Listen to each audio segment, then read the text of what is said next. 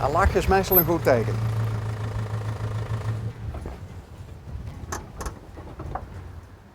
Goedemiddag. Goedemiddag. Hallo. Bent u Willy Wortel? Ja, toevallig wel. Zoiets. Ik ben Ivo. Hey Bas. Hi. Wij zagen het bord toen wij hier toevallig langs reden. Ja. Toen dachten wij, nou, we zagen eerst het bord. Toen zagen we dat aparte gebouwtje. Ja. En ja, dan ga je hier parkeren en dan zie je dat. Dan zie je nog veel meer. En wat is jouw rol in dit hele verhaal? Ik ben hier de tuinder en initiatiefnemer van de groentegaard. De groentegaard. Ja. Dus ik verbouw hier de groenten. Ja. Als ik jou hoor praten, denk ik direct, dat is echt een geboren en getogen jongen uit Heidhuizen. Ja, precies. Ja. Niet? Nee. Het is wel de tweede vraag die ik altijd krijg hier. Hè? Of wat is de eerste dan? Wat doe je hier? Okay. Wat is dit hier? Nee, dat klopt. Ik kom uit de buurt van Utrecht, uit een dorp. En ik ben hier naartoe verhuisd, even kijken, begin oktober. Dus ik woon hier bijna een jaar nu. Maar wow. Ja, een nieuwe toetreden tot Midden-Limburg. En je bent hier naartoe gekomen omdat je hier een lapje grond kon vinden waar je je ding kon gaan doen? Klopt, ja. Samen met mijn vriendin Loet wilden we al heel lang een tuinderij als dit starten. En dat was niet zo makkelijk om dat ergens in Nederland een lapje grond te vinden wat alle boxen stikt, zeg maar. En hier vonden we het perfecte stukje eigenlijk. Dus dan naar Limburg toe, ja. En dat gebouw is te gek. Ja, het is mooi hè. Het is prachtig. Dit wordt de toekomstige boerderijwinkel. We zijn gevestigd op een stuk grond van boerderij Leuker. Dat is weer een andere boerderij hier. We trekken samen op in heel veel dingen. En in de boerderijwinkel worden nu al onze groentepakketten verkocht. En in de toekomst ook heel veel andere spullen van de hele bredere boerderij hier eigenlijk. Het is, je ziet het nog niet allemaal, maar er is veel meer dan de groenteteelt gevestigd hier. Ik wil alles weten, Ivo. Ja. Maar een absolute trigger vond ik dat ding. De kernbunker. Nou, als ik denk dat het is wat ik denk dat het is, als het is wat ik denk dat het is, dan is het een koelruimte. Ja, klopt. Oh, ja, kan niet open? Loop mee, ja tuurlijk, daar is hij voor. Absoluut. Want ik heb er nog nooit eentje van dichtbij gezien. Nee. Alleen foto's op internet en ik weet dus dat het bestaat. Je hebt er wel eens van gehoord? Ja. Oké. Ja, het is, dat hoort bij de boerderijwinkel van Leuker eigenlijk. Dus het is een heel groot ding, dat gaven ze onder de grond. En op aardkoelte eigenlijk blijft die relatief koel in de zomer 10, 15 graden. Perfect voor dingen als kaas en groenten. Dus, en je hebt er geen elektra voor nodig. Het is super makkelijk. Maar je moet wel de deur open laten als je erin gaat, want anders is het anders ben je weg. Ja. Donker. Ja. Kijk. Ja. Nee man, echt fantastisch. Veel ruimte binnen. En even kijken, we hebben er nu preien, pompoenen en rode kolen liggen. Geweldig man. Kun je nou ook heel stoer op een appje zien? Of moet je echt de deur openmaken om te zien? Volgens mij kun je het niet op een appje zien, nee. Of dat hebben we in ieder geval nog niet ontdekt. Maar eigenlijk hoef je ook geen zorgen te maken, want in een grot is het toch ook altijd stabiel? Precies, ja, er gebeurt niet zoveel. Dus dit is een vernuftig dingetje. Hebben ze mooi gedaan. Ja. Te gek man. Ja.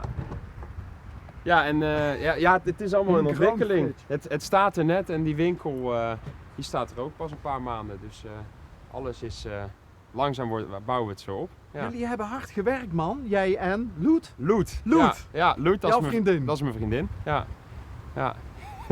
Kunnen we er even tussen? Ja, tuurlijk. Ja? Loop mee. Er is veel groente te zien nu.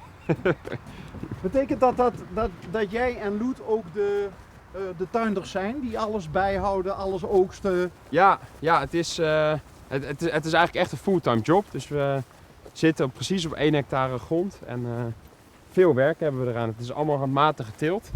Dus er komen weinig tractoren aan te pas. En het is allemaal handteelt. Geen tractoren, ook vanwege respect voor het bodemleven? Ook, ja. Maar hij heeft eigenlijk heel veel redenen dat we ja, daar ook niet echt de toegang en mogelijkheid toe hebben. We verbouwen alles op een hele kleine schaal. We hebben meer dan 80 soorten groenten hier staan. En dan is het niet meer heel logisch dat je dat soort dingen op zo'n kleine schaal met een tractor gaat doen. Nee. Dus het is echt een compleet ander landbouwsysteem als de grote akkers. Ja, lastig te vergelijken hoor. Dat is echt iets anders omdat we zoveel gewassen hebben. Maar het op zo'n kleine schaal doen. Dan is het helemaal niet meer logisch om met tractoren te werken. Vind je dat onrespectvol als ik zeg lekker ouderwets boeren? Dat zou kunnen, ja, nee, vind ik niet onrespectvol. Nee, het is inderdaad, vroeger deden ze het ook allemaal met de hand. Dus eigenlijk is het super ouderwets wat we doen. Ja. Ben jij opgegroeid op een boerderij? Nee, eigenlijk helemaal niet. Loet ook niet? Loet ook niet, nee. Waarom ga je zoiets doen? We vinden het super leuk. Ja, we zijn eigenlijk wat achtergrond hoe we er terecht zijn gekomen. We hebben een tuinderij in Schotland beheerd. Daar zijn we op de Bonnefoy via een contactje zo terechtgekomen. Ik wilde eigenlijk naar Schotland toe. Dat land trok mij heel erg. Ik had verder weinig met voedselproductie. En via kwam er een kans op ons pad om daar een tuinderij te beheren. Dat was eigenlijk best wel bijzonder, want we hadden toen nog niet de ervaring eigenlijk om dat te doen. Dus het was echt een sprong in het diepe. Toen zijn we dat gaan doen en het verbaasde ons volledig. We vonden dat werk fantastisch. We moesten ook nog veel met ons hoofd bezig zijn om de planningen goed te krijgen. Alle groenten mooi naast elkaar te passen. En toen dachten we hebben ons beroep gevonden. Maar wie laat nou iemand zijn tuinderij beheren als die iemand, in jullie geval, eigenlijk geen kaas heeft gegeten van... Dat klopt, ja. Dat is dan weer heel een ander verhaal. Dat was een gemeenschap op een hele afgelegen plek in Schotland. Oké. Zelfvoorzienend of zo? Zoiets, ja. Het was 2 uur van de eerste stad en winkel af. Daarom hadden ze zoiets als dit opgebouwd. Dat ze zeiden, dan hoef je niet meer 4-5 uur in de auto te zitten om je verse sla en groenten te halen. Maar kan je het gewoon van de tuinderij aan de rand van het dorp halen. Alleen het was een wat verouderde gemeenschap, dus niemand die dat werk daar zelf fulltime deed. Ja, misschien dat de baan zo onpopulair was dat ze met ons in zee wilden gaan. Wat is jouw achtergrond? Ga ervan uit dat je op school gezeten hebt? Klopt, ja. Ik heb landbouwstudies in Wageningen gedaan. Dus ik heb toch wat van landbouwachtergrond. Maar meer theoretisch. Niet met de handen in de klei meestal. Nee. Maar dat is wel, Wageningen is wel een broedplaats voor alles wat met land- en tuinbouw te maken heeft. Ik vond het eigenlijk heel bijzonder. Ik had niet veel met land- en tuinbouw voordat ik daar naartoe ging.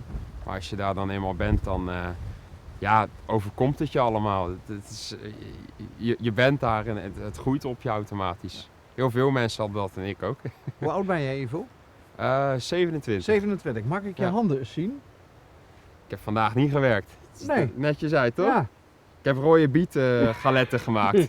Dus ik heb wel wat roods aan mijn handen. Maar verder zit er weinig zand op eigenlijk. Rode bieten galetten? Ja. Wat zijn dat? Ja, dat is een soort plaattaart met rode biet erop. Lekker zitten koken. Okay. Met rode biet van hier natuurlijk. Ja. Zijn dat ook dingen die je straks, kun je straks ook in de boerderijwinkel dan gerechtjes krijgen of zo? Of is het echt...